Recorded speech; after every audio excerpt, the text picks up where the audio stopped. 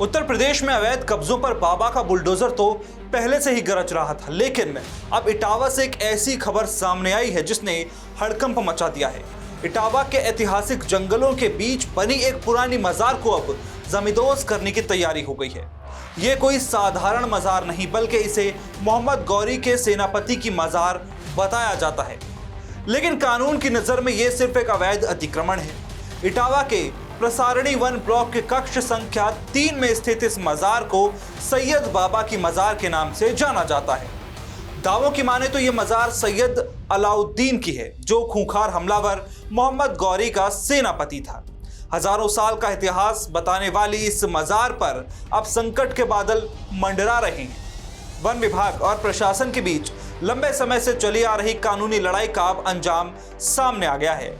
One अदालत यानी forest court यानी प्रभागीय वनाधिकारी के न्यायालय ने एक ऐतिहासिक फैसला सुनाते हुए इस मजार को पूरी तरह से अवैध घोषित कर दिया है। यह मजार सुरक्षित वन क्षेत्र की जमीन पर अतिक्रमण करके बनाई गई है, इसे तुरंत हटाया जाए, ऐसा कोर्ट का कहना है। अदालत ने साफ कर दिया है कि वन अधिनियम की धाराओं के तहत वन भूमि पर किसी भी तरह का धार्मिक ढांचा या निर्माण कानूनन जुर्म है। कोर्ट ने आदेश दिया है कि मजार के कब्जे से वन विभाग की जमीन को तुरंत मुक्त कराया जाए और इसके लिए बुलडोजर का इस्तेमाल किया जाए। कोर्ट का आदेश मिलते ही इटावा प्रशासन अलर्ट मोड पर है।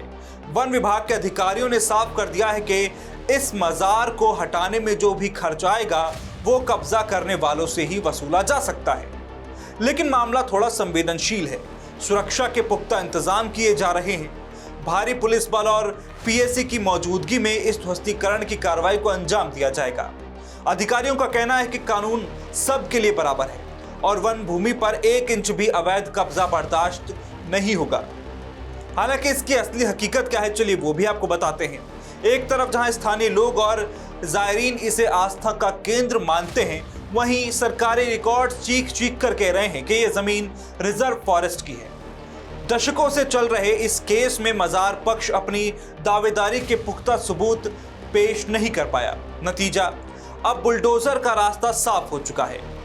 क्या यह सिर्फ एक अतिक्रमण हटाने की कार्रवाई है या इसके पीछे कोई गहरा सियासी और ऐतिहासिक संदेश है? क्या मोहम्मद गौरी के सेनापति की याद में बनी यह मजार अब इतिहास के पन्नों में ही सिमट जाएगी? इटावा से आने वाली हर हलचल पर हमारी नजर बनी हुई है। क्या प्रशासन बिना किसी विरोध के इस कार्रवाई को पूरा कर पाएगा या फिर इस पर शुरू होगी नई सियासत? आपका इस बारे में क्या कहना है? कमेंट सेक्शन में हमें जरूर बताएं। चैनल पर नए हैं तो राष्ट्रवाणी को सब्सक्राइब करें।